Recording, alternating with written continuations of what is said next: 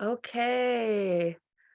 Uvlaluatuk. Good afternoon, everyone. My name is Abra Nungasukpatkatuk, and I'm here with Margaret, David, and we are with Alaska Native Birthworkers community, and we're really excited and grateful to be here and to welcome Mike Ka.oosh Jackson from Keex Kwaan to share about some stories surrounding birth that he has, and we're so grateful to be here.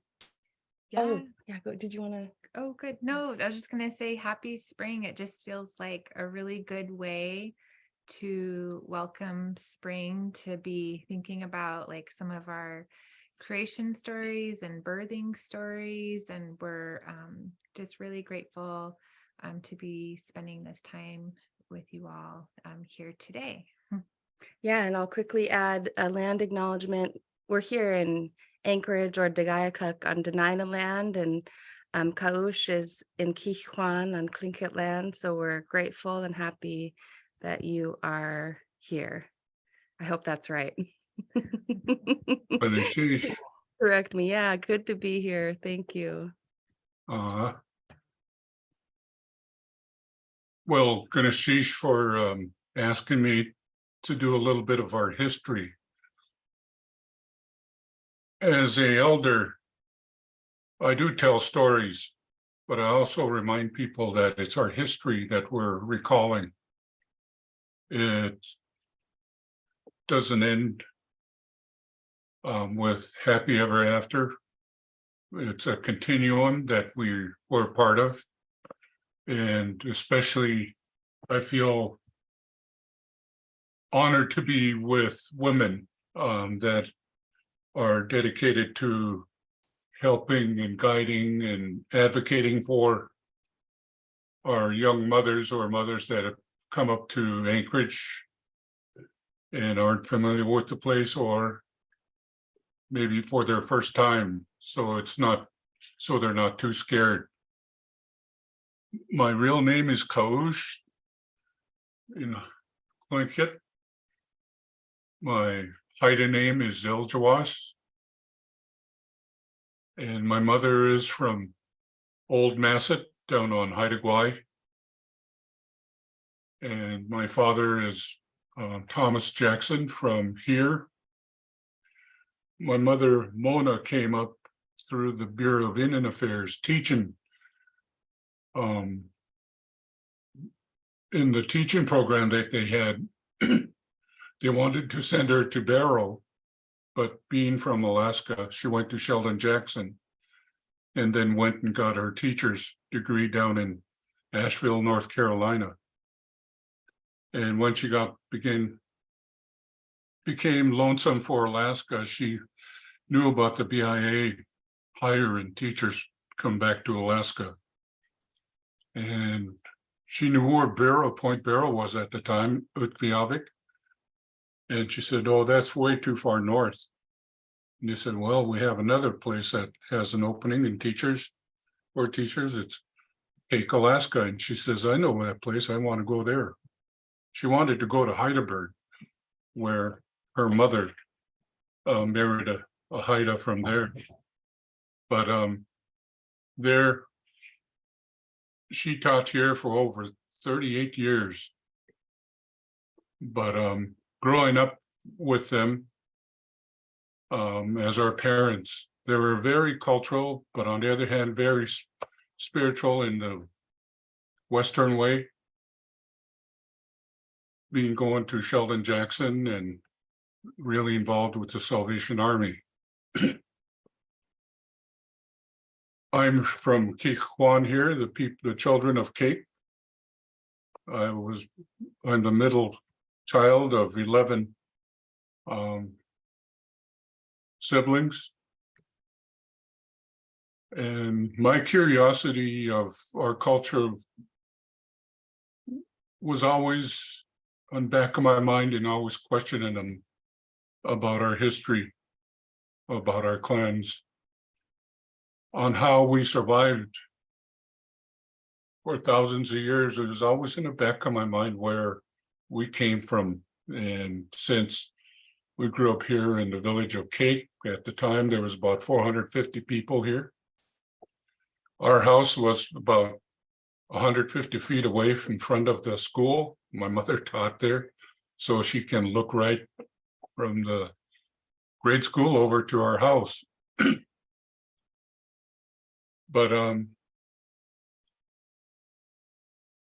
sitting around the table with all of my siblings and listen to my father or my mother's telling of their history of either the Haida or the Tlingit. We really enjoyed listening to how they grew up. And when we'd go gather and I'd ask my uncles or my father or my brothers, older brothers, how and why we were gathering this time of year in such a place, they explained to me that there's a time for everything and a season for everything that we ate. So a lot of our food as I remember when I was young, things were salted or put in a root cellar. We didn't have a refrigerator or freezers. And we got to smoke or dry fish or meat or anything that needed to be preserved. We did it in the old way. But what really got my interest as I start reading some ethnological books, I was a collector of anthropological, archaeological books, and how the Western people interpreted our culture and their encounters with us. I remember listening to my mother, how she had to go into a little shelter outside her village of Masset, and then up over in Heidelberg when they came across, when her stepdad moved them across, how she had to go to a shelter on the edge of town. Once she became that time of year, she experienced the first time, and her aunties, her mother, her grandmother, all instructed her on her responsibilities, what to look out for, how to be aware of her body changing. But it was interesting reading how people interpreted our ways of life. And my father brought up the subject of how he was born here in Kake. And I said, well, was there a hospital or a clinic where his mom went to have him? And he said, no. That's when he first mentioned the mother of cake tree. And I wish I recorded it. There is a Tlingit phrase that goes along with it, but I'll use the mother of cake tree for now and explain it to you. But it was a place just like my mother went to outside of Heidelberg, where young girls or young ladies were going through the transition from girls to young ladies in their menstrual period, or even when women would go through that phase of the moon during the month, they would go there. Have you ever seen a tree growing out in a muskeg, especially around here, a spruce tree? And it grows really thick, and that the branches come all the way down to the ground, all the way around it, because it's out there and the sun hits all the needles and they grow real thick. Well, that's what the tree was right back of their tribal house that they had here. And it was across a little pond just at the end of a long lagoon type of thing, right in Kake. And he said, that's where he was born. And I said, outside? And he said, oh yeah. He said, that's why I'm tough. But he was kidding. What they did to that tree, and it was a kind of a large one. He said when he was growing up, they always played around it, but never went into that area because it's such a sacred site, a place where the givers of life had children and passed on also their knowledge to the young ladies and how to survive in our world. But it was quite a transition from that to nowadays. But I'll tell you, his generation were all born under there. And knowing that type of tree, by profession, I'm a forest manager, but also a bit of an engineer. Knowing where the trees grow and how do they grow, how they hold hands under the ground. Well, we say all our trees right here on our big island, they transfer information to one another. They hold hands underground. It's one whole system. No one tree is separated from them, even the ones that are in the middle of the field or in a muskeg. All the moss and all the other brush hold hands with the tree. It's all symbiotic. But that tree was there until I think around the 1940s, because they start filling in that lagoon behind there to create more space for housing. And I remember the old house that was built there. My father said it used to be on the back of the house until they needed more firewood. But that was the last part he remembers, it standing in Kake. But he said all his childhood friends, the same age or a little after, he was born in 1913. And he said the way his mother described it to him was that it was a very large tree. And when he saw it, it was very in a conical shape. The branches were very thick, but they had limbs that grew naturally that opened up a place underneath where people can go underneath the tree, the branches cover into a circle that was in there. And the way the snow, the wind, the rain falls on it, underneath that tree was completely dry. They set up woven sheets that were around it, red cedar, yellow cedar, matting, to act as a shelter around the branches and also on top. But they were very careful with any little fire that they did have. They had a big rock, flat rock with stones around it, so where they can heat up the place with a very small fire and to cook on that big flat stone that would get heated up when they built a small fire in the middle. But the matting kept the wind, the rain, the snow, if anything came through, out of the way.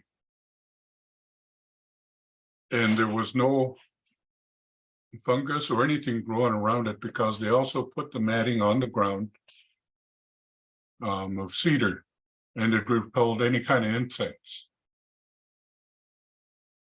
So this tree, for the sake of just telling a little bit of history about it, was, my guesstimation, a couple of 300 years old. That's the size my father remembers it last. But he said they always had a tree like that. Whether it was out at camp, they called it camp, temporary villages around. And our place of where we grew up, families all the way up until I was born, our family went to these seasonal, they called them seasonal villages, for when the halibut started running, the king salmon, the coho, the dog salmon, the humpies. But when the really first fish that showed up and were around all winter were the steelheads. And they kept those very close to them and where they got them, because their life depended upon them. But the mother of Kake tree has always been in the back of my mind, and was their telling of the history influenced the print that I have. And to me, the print that I shared with you guys, if you can pull it up, I can start explaining it. On the bottom part, you can see the mother with the baby right there between her legs. The two masks that are next to her on both sides are the midwives, the aunties, and the grandma. The tree is a big spruce tree, so I used sharp branches in a geometric kind of pattern. In the middle is who was born under that tree, whether there were eagles or raven. And that's the yin and yang right in the middle of it. And on top is the mother of Kake tree. That's her spirit. You can see she has a labret on her bottom lip. That means she's the lady of high standing. And there's the silhouette of the raven eagle beak, like a tattoo on her forehead. And the patterns form line on her face are symbolic, whether they were temporary for big parties or permanent tattoos they would have on their face to show their standing, but also their moiety.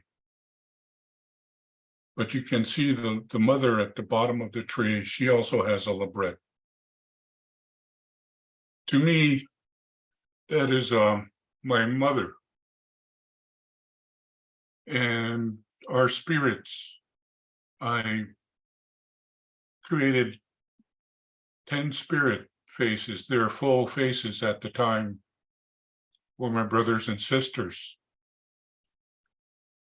The one spirit up there on the bottom, just like the mask under the tree, they're split.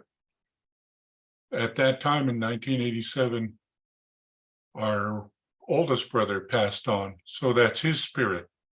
It's split. And his name was Thomas Jackson Jr. He was a military police officer on the big Air Force base of Colorado Springs. And he had quite an experience of growing up in the boarding school, but also fishing, hunting. I remember him as a big, strong person, but when he came back from the military, he stayed in there for many years. But one of his hobbies was hot rods, of course, but he was also a weightlifter. And just his knowledge of being a military police, he took a job they offered him here as chief of police. And I'll tell you, when he just walked into an area of people behaving badly, they all stopped real quick because of the respect for him, but also the respect of our mother and our father, where we come from, and one another.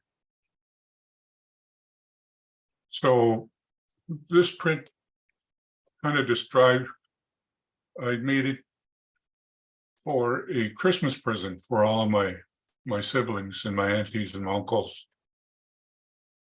And other hospitals found out about it, like our Monaghan Hospital, they have a print there.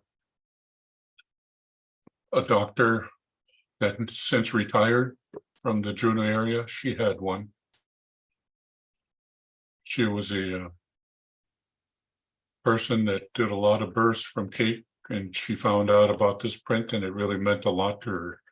And when she retired and moved south, she sent that back to us. And I donated to our domestic violence shelter.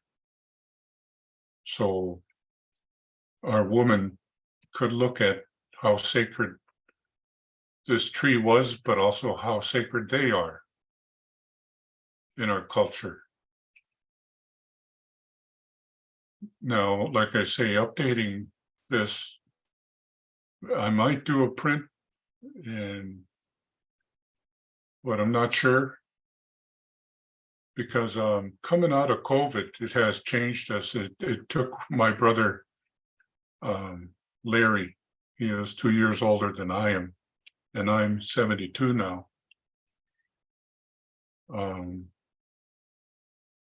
But now there's only 3 of us left. And they've passed on because of a lot of issues. Most of them were cancer involved. But remember, people older than us really smoked a lot of cigarettes. And I think that was a lot of it. But that's the meaning of this print that I did for my brothers and sisters. The part that I really like to hear from my mother and father and my grandparents, I even got to know my great grandmother, Emma Jackson. I kind of grew up around my great grandfather, Johnny C. Jackson, Ka.oosh, and loved. He was old. They were all old when I was born, and he was even older when I became an adult, and I had 100 questions for him, especially when I came back out of college, thinking about our culture and doing artwork that connected me to our village when I was gone. But me and my wife still do artwork on the side. Well, she's retired now. I'm going to be retiring shortly. And we'll delve into that. But we know from their talking to us about our religion, our way of life, how we survived from it, to be around to try to guide our children and grandchildren through their lives now. And we believe in reincarnation. My granddaughter is a great-grandmother of my wife. Our granddaughter is 16 now. She's just coming back from the state tournament where her team made it up into the ranks, and then were taken out kind of midway through the state tournament. But our boys, I have, through my brothers and sister, or brothers, 4 grandsons that played on that team. It might be 5, but we sure enjoyed this past week watching them, encouraging them. We went to the regionals with them. They had a lot of fun, and it was kind of rare that you get the boys and girls from the same team to go up to the tournament. But in the reincarnation of our children, our names get passed on to them.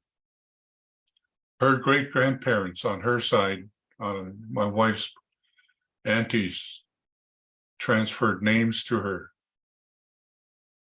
When we described her to them, but when they met her, they automatically thought of their grandparents' names.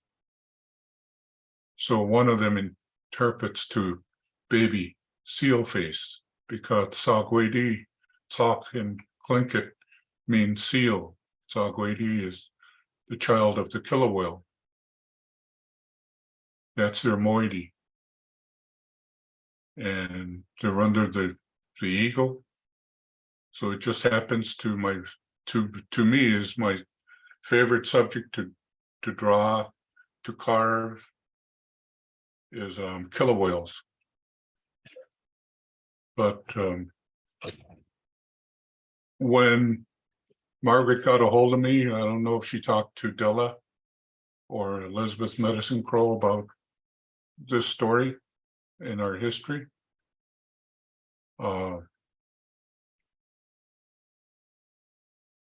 I said, yeah, I'll do it.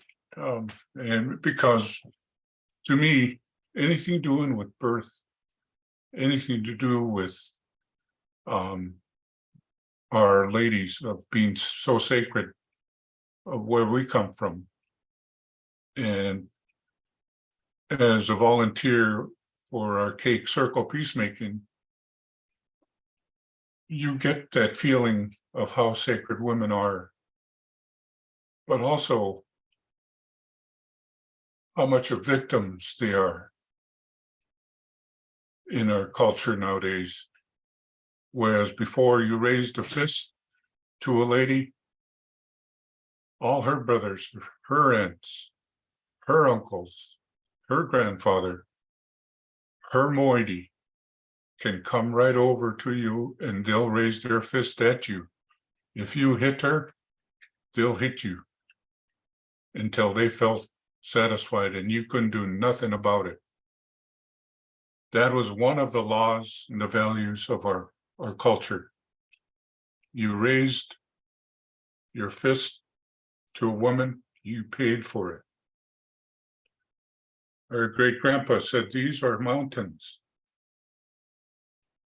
These mountains protect the women, the young ladies, the children, and our elders. You never raise it to an atom. But today,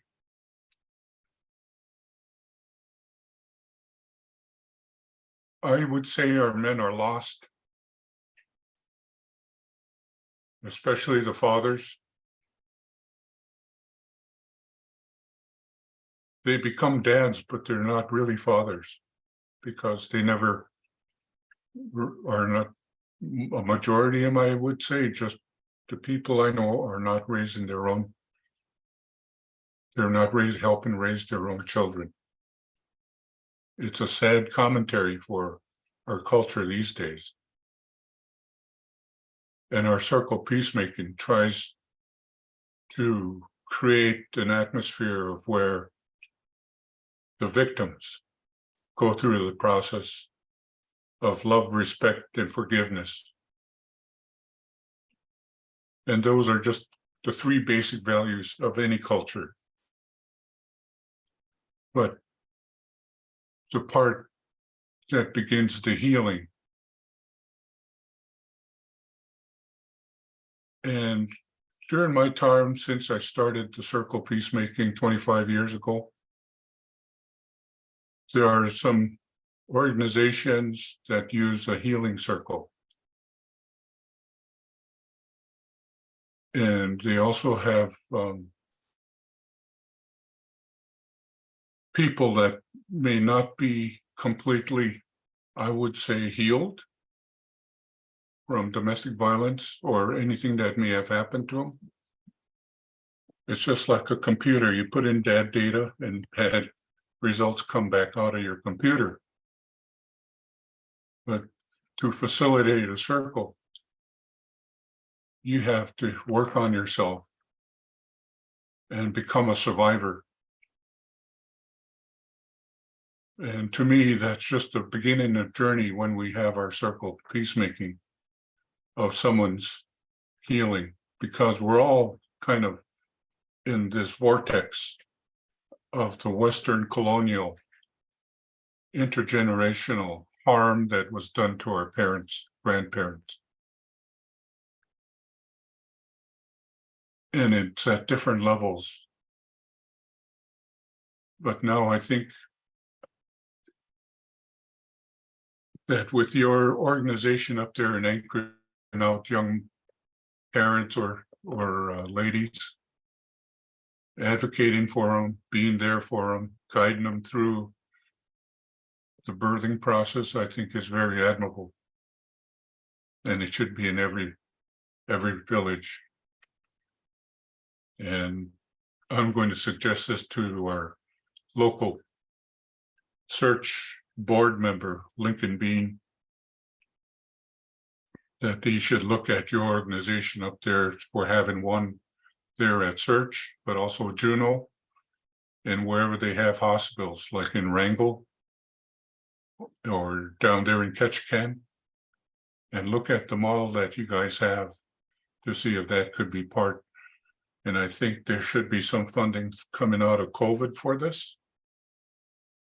And I will tell my brother, who is the president of our tribal organization, to advocate for what you guys are doing. I think it's very admirable in what you do. Ka.oosh Mike Yeah. Koyanakpak. Yes, thank you so much. That's one of our goals.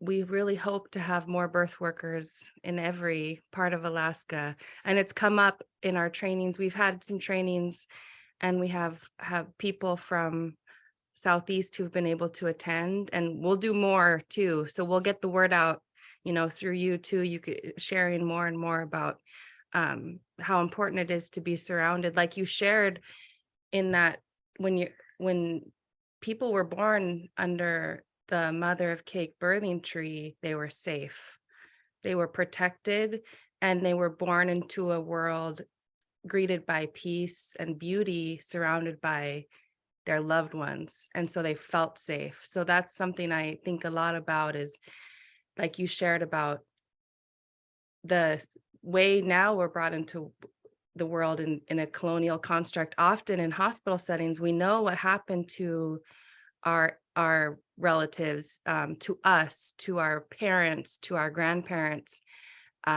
how they were brought often into a world of violence or experienced violence through the hospital, through obstetrics. And that impacts us too, like our very first moments on earth, breathing air for the first time and being in a violent situation, that can impact people for a lifetime. And I think about that too, how that ripples out through families. So I just loved the imagery I got of that tree when you were sharing. It was just the most beautiful thing I could imagine. And I just saw that gorgeous tree. Just, that's amazing. So yeah, Ka.oosh for sharing. And Shawa, your talk just reminded me of how my grandson came into this earth. His great grandma Mona, my mom, was there. We all ended up in Sitka for some reason. His three aunties were there: Della, Cheryl, Jada, and my wife, his grandma Edna, his dad, and two other Kake ladies that were expecting. We were all there, and my mother was coaching her granddaughter ski. And I remember when Shawan was just starting to be born, the whole time that she was talking, we were talking, they were singing to Dawn to kind of distract her, telling jokes, laughing. But they would be, my mom would sing in Haida, his dad would sing in Tlingit, and we were having a real good time until he really started wanting to be born. he got his first tribal name, Kuyas, and in Haida that means precious. She named him right there when he was being born. And I think your part of telling how our great-grandparents were born into beauty, into being a place where it was safe, how the women were treated as sacred people, that the atmosphere around Chuan when he was born, it's still with him. He wanted to be on Facebook to watch, but he was just appointed as a member of the North Pacific Fisheries Board, and they're having a planning meeting this noon. But he said he'd like a recording, but he also saw the Sea Alaska. And for those viewing, it's on the 2022 Sea Alaska virtual celebration. They did some of our history, and Liz Madison Crow interviewed me about this. And it's on their website. You can also view it there. But I'm open to any kind of questions, or I can say, see you later. Yeah, we'll see if Oh. there's any questions from anyone who's here on Zoom or anyone who's here in the room with There's us 5 of too. us in the room Yeah. here. Yeah, Anna Basit for sharing. That was just so beautiful and powerful. And I think both Abra and I just teared up when you were Yes. telling Shawan's birth story. Even, though it wasn't happening under that tree, you still brought that to him. And that's such a special gift to him and his mom and your whole family to carry that, for all the generations to come, and even healing for our past generations that came. That's just so beautiful, Basit, for sharing. And I just love and appreciate how you're using your voice and your knowledge and experience to uplift the life givers in our community, and talking on these subjects to keep helping that knowledge continue. Just so grateful. I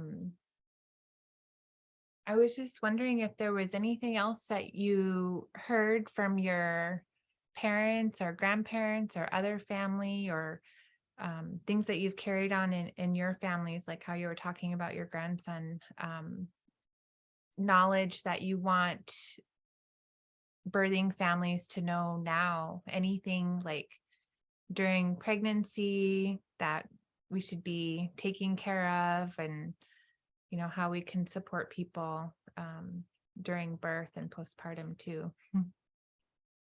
Yeah.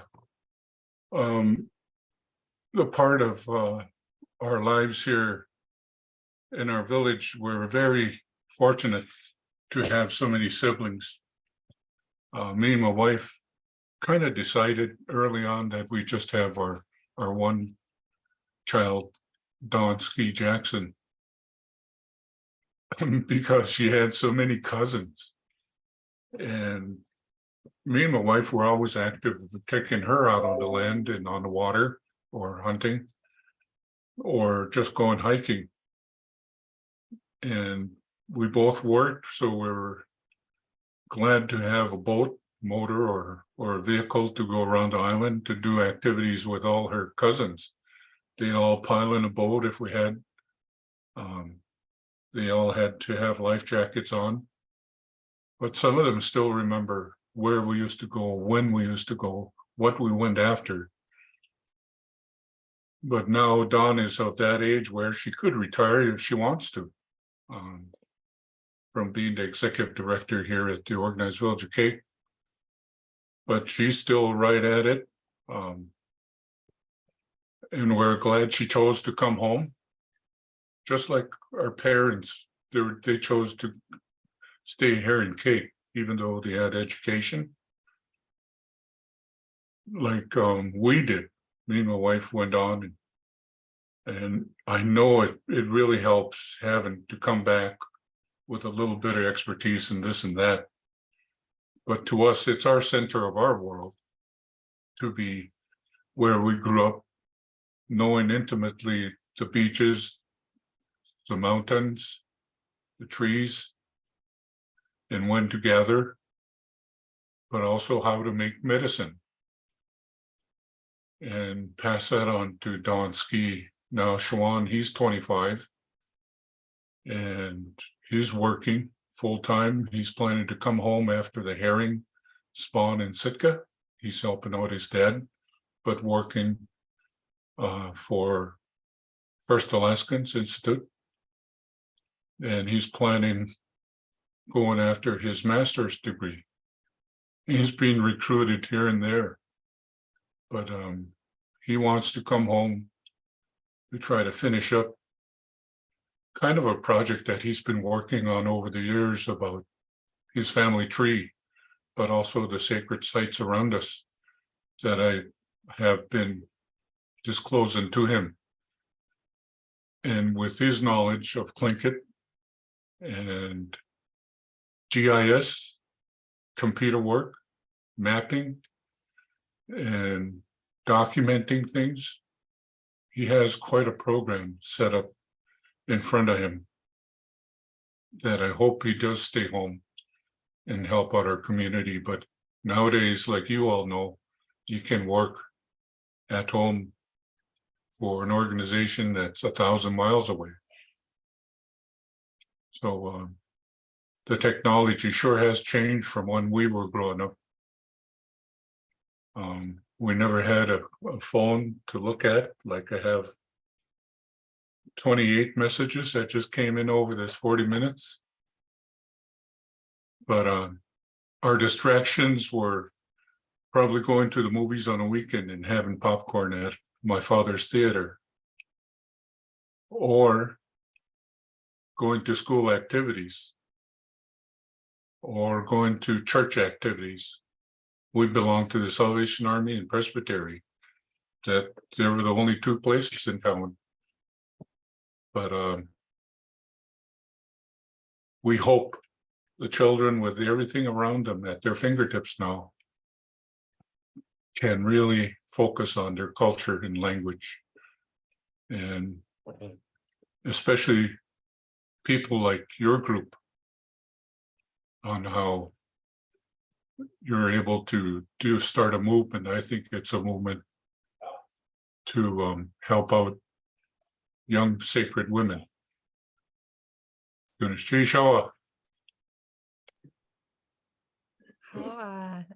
So not to call out, but to kind of call out, I just saw your niece, Lag and I joined. We're grateful that you're here. I was wondering if you wanted to say anything or ask any questions of your uncle.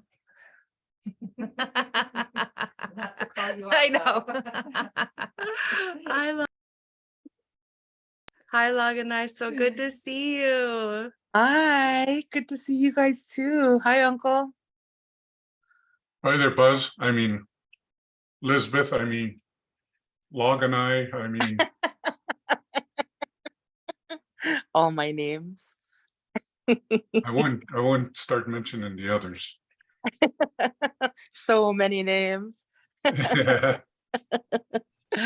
Oh, good to see your faces. Mhm. That I Looks like talk. you're losing your tan. I know. New Just Zealand. like that. It's already fading away. Yeah. I'm glad you guys had a chance to get some time with my uncle. He has lots of knowledge and good stories. So good. This has been so wonderful, such amazing. And this print too, I'll share again. This is just so beautiful. And you made this, Ka.oosh, you made this when? 1987, when my father was still around. That's the year I was born. Yeah, so beautiful. Yeah, it turned out all right. It just documented a time when we were still all the way around. And having our parents around was extra special. And really never get over it, other than you just start looking at how, like, I'm in, I would say, in the evening of my life, and reflecting back on certain things. And I remember cutting out this print. We always went to mom and dad's because they had such a big house. And after dinner, we clean up real good around the table. And I bring these stencils out and drawings. And before I really committed to this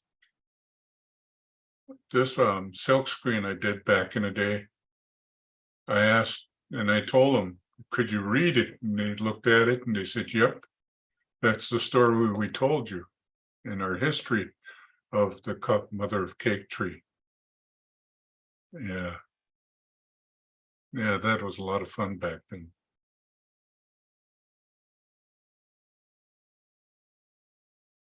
I guess Mo, was it you that years ago came across my version of the story that he had told and that I'd heard from others, but through this print? Was that you that came across it randomly, or was that Lena? It wasn't me, but I know you've mentioned this story a few times over the years. And then your mom recently in the weaving workshop at Elders and Youth was like, whenever you're ready to host an event on this story. So that's kind of how this event came together.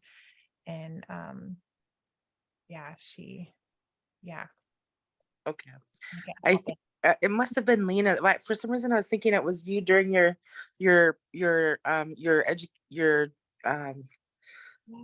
nursing or your midwife course, and but maybe it was Lena had found it for other purposes or had come across it for other things, and I had no idea that it had even been published because I wrote it for a class assignment for this class that I had at Institute of American Indian Arts.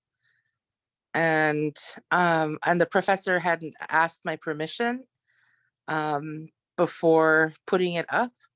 And when I did get in touch with him about it, he said that he didn't know how to get in touch with me, and he just hoped that sharing it would be okay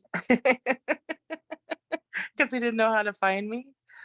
And I remember at that point going, oh my gosh, I had forgotten all about that. And then it and then you guys have been doing this really incredible work with your organization you started. And I'm so excited for all the things that you're doing. And I'm glad that my uncle's story and his piece of artwork, which is stunning, and I love it. Growing up with it every day at the house, it's just one of those beautiful pieces. I'm glad you had a chance to bring him here and share more with you folks. Beautiful. I see a print another one that's over your head there, Liz. And that one looks like it's the raven, dancing raven print.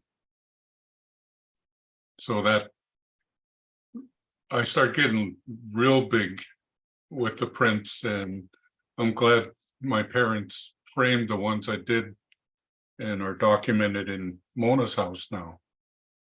Yep, that's the dancing raven.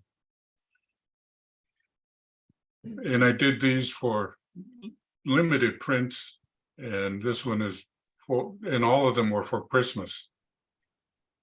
Because back in the day, we had so many nieces, nephews, but also siblings, but I wanted to give them something personal. And these prints that I did, I learned how to do silkscreen printing from my wife, Edna, when we're starting to go to college.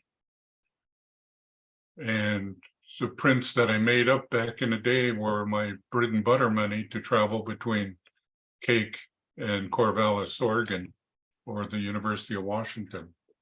So we do them in the summer, and that's how we paid our way back and forth. I have one quick question about the tree. Did you say it was a spruce tree?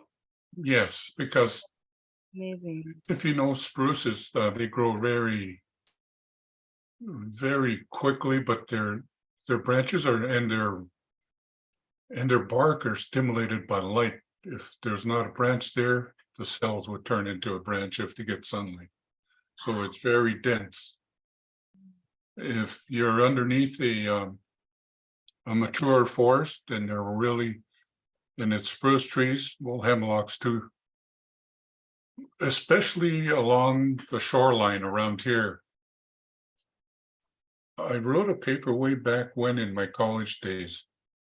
And I called when you enter the forest, and we call it when you enter the bears' country, that's their territory. You better be aware what trail you get on, because right inside the tree line on every beach, there's an animal trail. And it's usually the big bear that makes that trail, and then all the other animals use it to get from here to there. But when I first experienced that, I asked my father what they were. He said, take a look up.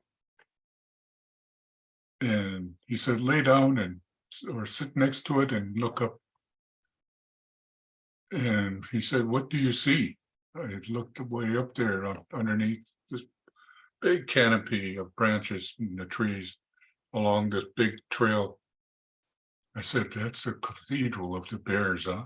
He started laughing. He said, yeah, exactly.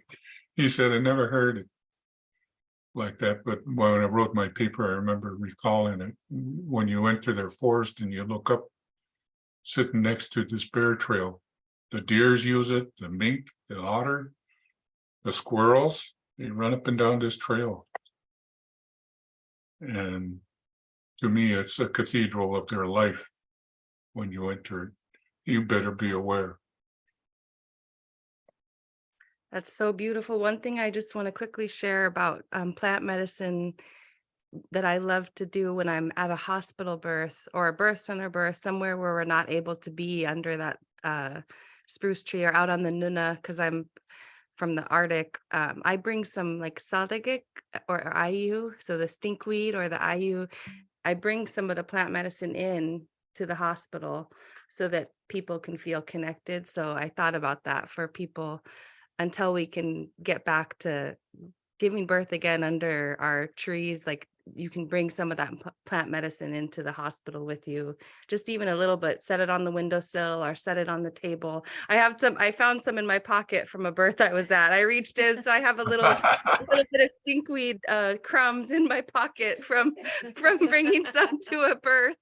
But it not, especially when people really want to be like home in the Arctic and they can't be, having a little bit of that there can really ground you in where you're from and who you are, and remind you of those plant medicines, but also bring that plant medicine spirit there to protect people and just kind of have that energy. So Yeah, that's what we use in our circle peacemaking. Right in the middle is some sacred item, whether it be cedar branch, or we call them the mother of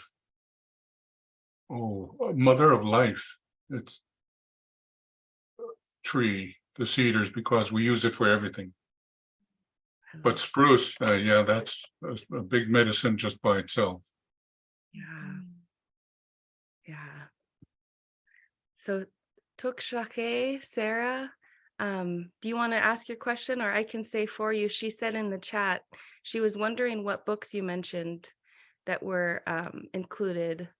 And you can maybe, even if you want to email Margaret, or if you don't have them right now, then we can connect Sarah to that too. So, and if anyone, There's one book that generally, and she's quite the ethnologist herself, is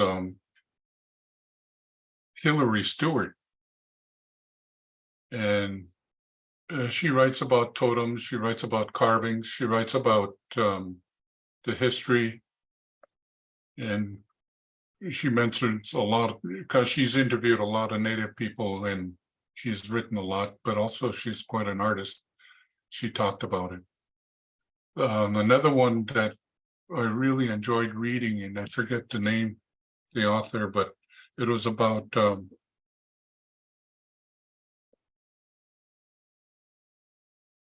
I think it is named The Tree Hugger, and it was about Emily Carr, the artist from down in Victoria. She was a Canadian, and she wrote about her experiences coming up for a while just by herself, visiting native villages. But it's about, when I started it, I thought it was an ethnological book. At the end, it came down to how these poor women in the villages that were impacted by different religious groups saying that they had to have these monuments of marble, granite, that they needed to put, not cremate their partners or their husbands or their children, but to bury them whole like they did. But they had to buy these monumental monuments of stone, whereas we cremated all those that passed on. We even built memorial totem poles for them. But this book, The Tree Lover or The Tree Hugger, by, I forget her name, but it was about Emily Carr. It was about how the women were so impacted, they went to these big towns to get these big monumental pieces, and they ended up essentially selling themselves to buy those to take home. It ended up, to me, it was a very touching book. And she mentioned how the young ladies were taken off to the side in the villages to their huts that they built, or underneath the trees, or in a big stump where trees grew big. And they had these special places there for them.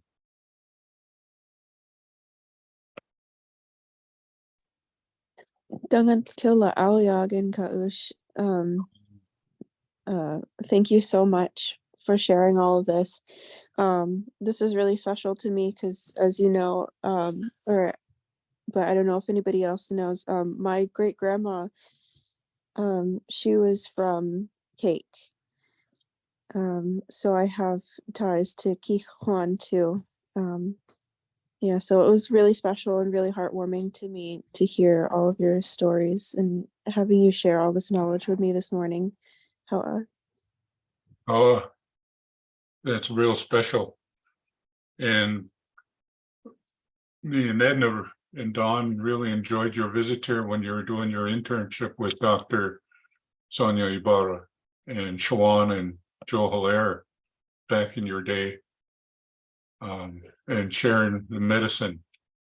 We still keep an eye out for it, and we haven't found the Mighty Mouse plant that you showed us in a muskeg, but we sure keep an eye out for it. Of course, we can barely bend over these days, but it was a lot of fun, and but it was also magical the way you put it into the mixture of medicine, and it turned that color of the ladies' hoodies that they're wearing instantly.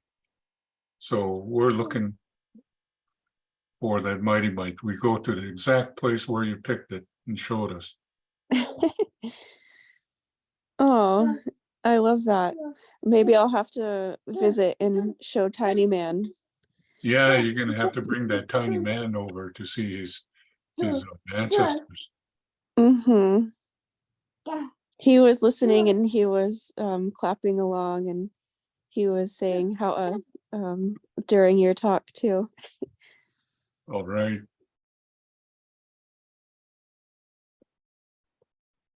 Koyanak Patgunashish. Mhm. So we want to be respectful of your time. We're a little bit over. Are you doing okay? Well, I'm doing fine. I have my sparkling soda here or water. Yeah, we Okay. do too. Our Yeah. sparkling waters to keep us. Exactly, from Costco. Yes, so good. Oh, Ka.oosh, this was so wonderful. Really just filled my heart up, and I'm so grateful for your sharings, your teachings. And we will upload this to YouTube and make this available, post it to our Facebook so people can watch it and access it. So it's available to share. We'll get that done here soon. But yeah, if there's Jeez. anything else anyone wants to share or say, or we could get ready to wrap up. All Yeah. right. And Well, if are there any songs that are okay to share in a space like this? Like, does anybody have any, like a song that you want to share with families to be able to sing it at their births or to their babies?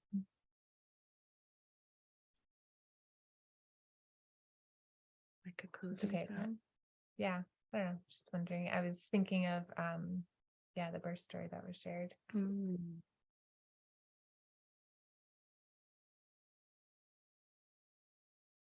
Anybody else? Oh, okay. you could drum, I'll drum and you sing. I got this special drum from the Potawatomi people back in Michigan, the Dvorak group. I do some consulting work for their Circle Peacemaking Court. And this is a snapping turtle drum. And I couldn't believe it when the judge and the chairman of the Potawatomi came up to me and said, we want to show you this drum. And when I was there, it was in, I think, beginning of the end of August, and real hot. We were out on the field and next to their administration building, and I started walking into the water with my sandals on, and they quickly said, I don't think you should get in that. And so I walked back out and I said, how come? He said, I'll show you this branch. And he started moving some grass around and snap. A snapping turtle got a hold of his branch. He said, you'd have no toes after that. But they gave me a couple of these over the years because I just love them, the way it's free-formed. It's a deer hide and it's done while it's green. And you can tell how dry and tight it is. But to me, there's one song, and I'm not going to do it because it's a kind of a sacred one, but Liz will probably hear it being sung on how it starts off low and it starts getting louder and louder. People in our dance group start thumping their feet. People that have rattles really shake them. And boom, it starts a celebration, peace dance of our group that we use for a celebration of life. And that's what I call you guys, your group. And that might be an interesting art piece. Maybe that's a good update on that print, huh?